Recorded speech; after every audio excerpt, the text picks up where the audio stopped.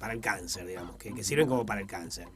Y bueno, siempre que surgen este tipo de descubrimientos y se lo difunde, es como que se generan expectativas que por ahí dan lugar en primer lugar a una esperanza a las personas que tienen cáncer que no sé si en todos los casos se ve garantizada. Claro.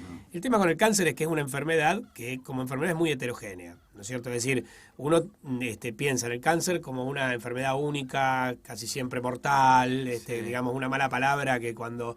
Algo tabú, ¿no? Que cuando a vos te dan el diagnóstico de cáncer es terrible y tu vida terminó ahí, una sentencia de muerte a corto plazo. Y en realidad no es tan así. Porque con la terminología, se incluyen muchas variedades, muchas formas, algunas más agresivas que otras, algunas completamente tratables e incluso curables, y otras obviamente que no, que tienen una evolución prácticamente mortal al corto plazo. Entonces una gama muy amplia. Claro. ¿Entendés? Pero ¿qué es el cáncer concretamente? ¿Qué es el cáncer? Yo nunca supe bien qué era el cáncer. Cáncer viene de cangrejo, ¿no es cierto? Es la palabra que identifica que quiere decir cangrejo. Porque se había visto que desde, por ejemplo, los tumores, las células irradiaban como si fuesen las patas de un cangrejo, diseminándose, ¿no es cierto? Ese es el aspecto que los primeros investigadores vieron y entonces le dieron esa terminología. Pero en realidad es una enfermedad donde uno podría decir esto. Por una alteración genética, que puede ser espontánea o inducida por un carcinógeno, por una sustancia como el tabaco, como los componentes del tabaco, la célula pierde lo que denominamos su comportamiento social. Es decir, cuando una célula pasa a formar parte de un tejido y está al lado de otras células, tiene que comportarse socialmente. Por ejemplo, no puede crecer indiscriminadamente, tiene que crecer según cómo deba crecer el tejido, regulada. Hay tejidos que crecen más y tejidos que crecen menos, entonces tiene que adecuarse a la tasa de crecimiento de ese tejido. Si no puede eliminar, digamos, sustancias tóxicas al costado porque lesionaría a sus células vecinas. Del mismo modo que una persona que no vive solo en el campo, sino que va a la ciudad y tiene un vecino al costado y tiene que comportarse socialmente, así son las células de nuestro organismo. Pero cuando una célula, por una alteración genética, espontánea o inducida, pierde ese comportamiento social, primero se reproduce indiscriminadamente y genera los tumores. ¿Sí? Comprime estructuras vecinas y provoca destrucción de las mismas. Por ejemplo, un tumor en la cabeza que está dentro del cráneo inextensible, aunque sea benigno, aunque no sea maligno, digamos, que no sea cáncer, sino un tumor benigno, genera alteraciones por compresión del cerebro. Claro, ¿cierto? por cuestión física, de que se Por una expande y física. empuja a las otras y las destruye. Y la destruye. Entonces, bueno, Mirá después abandona el tejido, que no lo debiera hacer. Entonces se disemina a otros órganos. Entonces células a lo mejor de un cáncer de pulmón, de un cáncer de próstata, terminan en los huesos. Entonces, esa pérdida del comportamiento social termina degradando todas las funciones corporales y, bueno, obviamente termina ocasionando la muerte. Es un cambio en el comportamiento de una célula. En el comportamiento de que una no acompaña a su entorno. Exactamente. Y que tiene una base genética, se tienen que alterar una serie de genes que controlan que las células normales se mantengan normales, que se llaman genes supresores de tumores, y otros que llaman que son oncogenes y que están normalmente inactivos. Hay dos tipos de genes en general. Entonces, cuando el gen supresor de tumor, que tiene que estar activo para suprimir el tumor, por una mutación se inactiva, deja de controlarlo y la célula puede hacerse tumor. Y al revés, cuando el gen, el proto-oncogen, que es el gen que promueve un tumor, que normalmente tiene que estar inactivo, si se activa por una mutación, etcétera, promueve el tumor. Entonces, y eso por varias causas, puede activarse y desactivarse el otro. Exactamente. ¿Sí? ¿Y cuánto hay de herencia genética? ¿Cuáles son los porcentajes o no? Hay algunos, no, sí, hay algunos cánceres. Sí, hay cánceres en el estómago, cánceres de mama que pueden tener una herencia genética, o sea, una distribución familiar. Por eso te digo, hasta en esto es heterogéneo. No todos los cánceres son genéticos, no todos los cánceres, no todas las personas que tienen cáncer de pulmón es porque fumaron.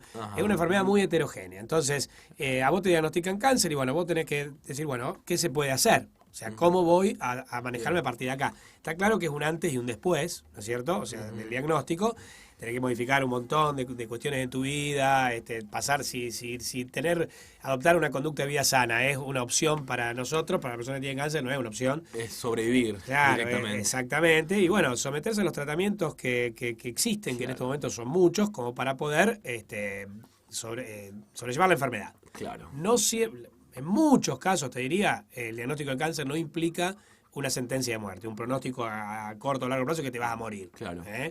¿Y qué lo hace malo y bueno? ¿Por qué es malo? ¿Qué es tan importante ese dato de que sea malo que sea bueno? Que sea bueno o malo. Los tumores que no es cáncer, ¿no? El tumor benigno, generalmente... ¿El tumor qué es? ¿Es una acumulación de tejido? Tumor, claro. El tumor es un tejido que crece, eso es un tumor. ¿No es cierto? O sea, un tejido que crece y forma una pelota, una bola en algún órgano. Un crecimiento excesivo, eso es un tumor, una tumoración. Claro. Eso puede ser benigno o maligno. Si estamos hablando... No es cáncer todavía, no. Si no sabemos el otro dato. Exactamente. Okay. Y la principal diferencia entre los tumores benignos y malignos es que los benignos están como bien localizados, suelen tener una cápsula, no invaden los tejidos vecinos. Se quedan ahí.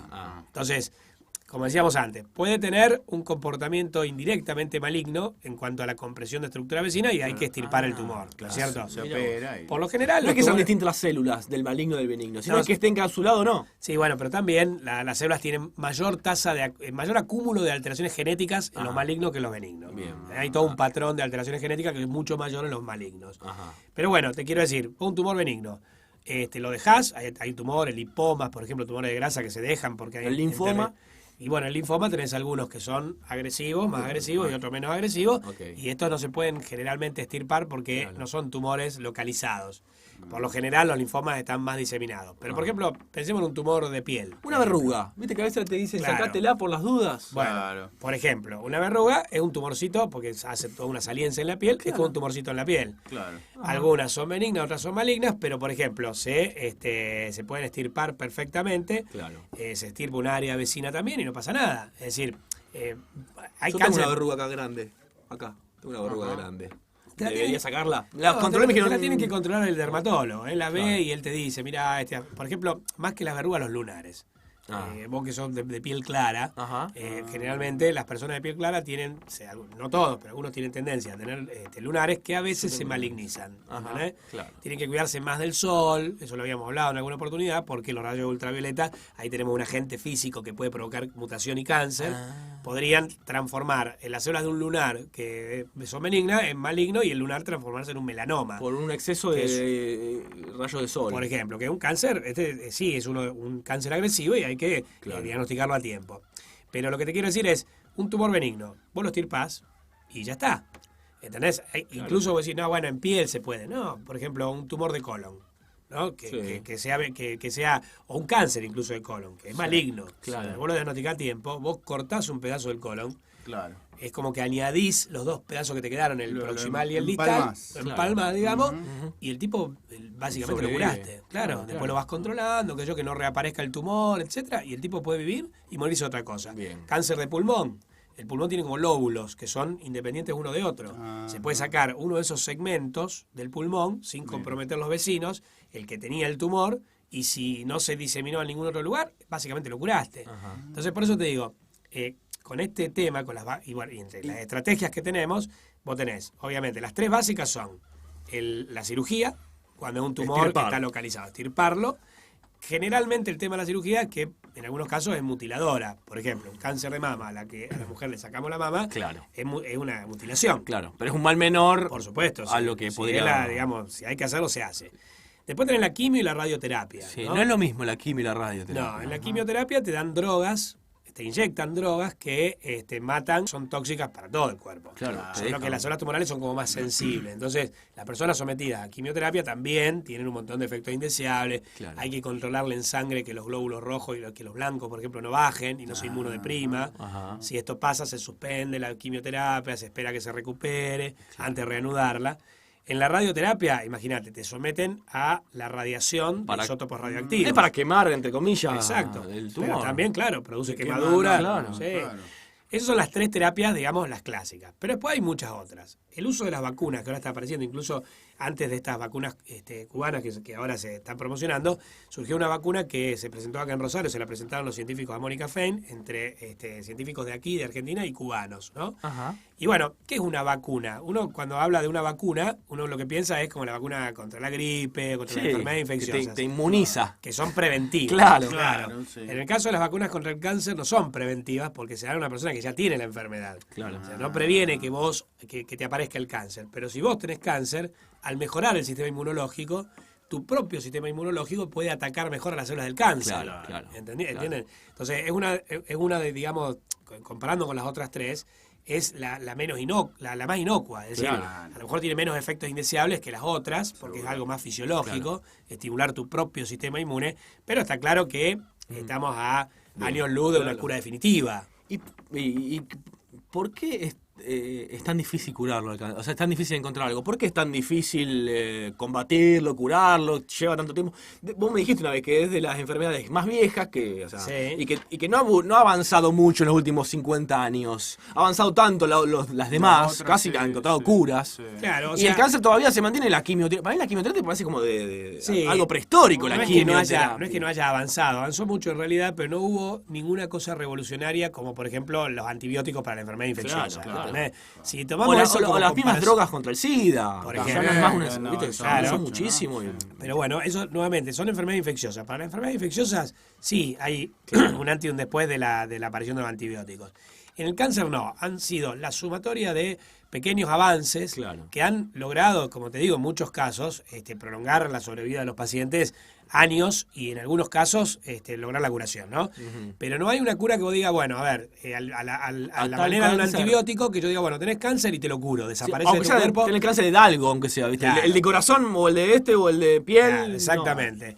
No. Yo pienso que bueno, esto se va a lograr probablemente en un futuro, no sé si cercano o lejano, pero cuando se pueda tratar el gen defectuoso. El gen defectuoso. Cuando se pueda realizar una terapia génica. Voy a decir, bueno, a ver, este cáncer se provocó por la alteración o mutación de este gen. Y sabemos cuál es el gen que mutó y sabemos cuál es la alteración. Probablemente se pueda diseñar una técnica para volverlo al estado normal. Entonces, eso sería sí revolucionario, porque una célula que alteró su comportamiento social, volver a recuperarlo. Claro. ¿Entendés? Entonces es como volver a la normalidad, entre comillas, de una persona que tiene cáncer. De eso estamos lejos hoy. Y eso es muy difícil hacer, porque es genético. El cáncer es muy genético, ¿no? Pero hay muchas investigaciones. No es infeccioso. No, claro. Por eso no es contagioso el cáncer. No se contagia. El cáncer no se contagia. Por más que vos te entre una célula cancerígena de otra persona. No, el cáncer no se contagia. ¿Y por qué no se contagia las cosas que... ¿Viste? Porque hay enfermedades que se contagian mucho. Bueno, eso para otro programa, no tenemos más tiempo. Pero aunque te entre una célula con cáncer que ha mutado, en tu cuerpo a lo mejor no. No, porque tu cuerpo la va a rechazar. Porque la va a reconocer como algo extraño y el sistema inmunológico probablemente la rechace en forma eficiente. En cambio, si las propias células de tu cuerpo pierden ese comportamiento social, es como que el sistema inmunológico tarda en reconocer eso, aunque es muy eficiente también para destruir muchas células cancerígenas que permanentemente están apareciendo, pero puede sobrepasar la capacidad del organismo de defendernos. Bien, claro. Bueno, nos vamos de eso para seguir hablando otro día más. Interesante. Vamos a volver sobre el tema. Sí. Lo importante en síntesis es, siempre terminamos, qué importante es el estado inmunológico del cuerpo y cómo está tu cuerpo, ¿viste? Totalmente. Entonces llega un punto que hay que empezar a cuidarlo un poco porque es importante para prevenir.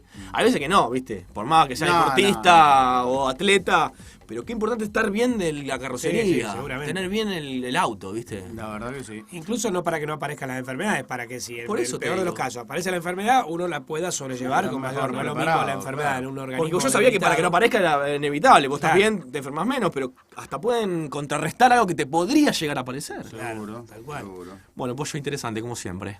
Bueno, chicos, te queremos. Gracias, chicos, yo también los quiero mucho. Y bueno, ya vamos a tener que empezar a hablar del San Lorenzo campeón. Vamos a empezar a quemarlo al Pollo, hay que empezar a quemarlo ya. Sí, San Lorenzo campeón. Para mí San Lorenzo campeón. Vamos el paso a paso. La máquina, se encendió la máquina. ¿Qué máquina? Varias fechas antes va a salir campeón. Sí, qué máquina, el cuervo, qué máquina. Qué fierro que son todos. Pise a la selección, dicen acá. Pise a la selección. Sí, no, la verdad es un relojito, es un relojito. La selección de Haití. Gracias, Pollo. Hasta el martes que viene. Muy bien. ¡Chao, Pollo! Mi vida, ¿te podés apurar que no llego? Ya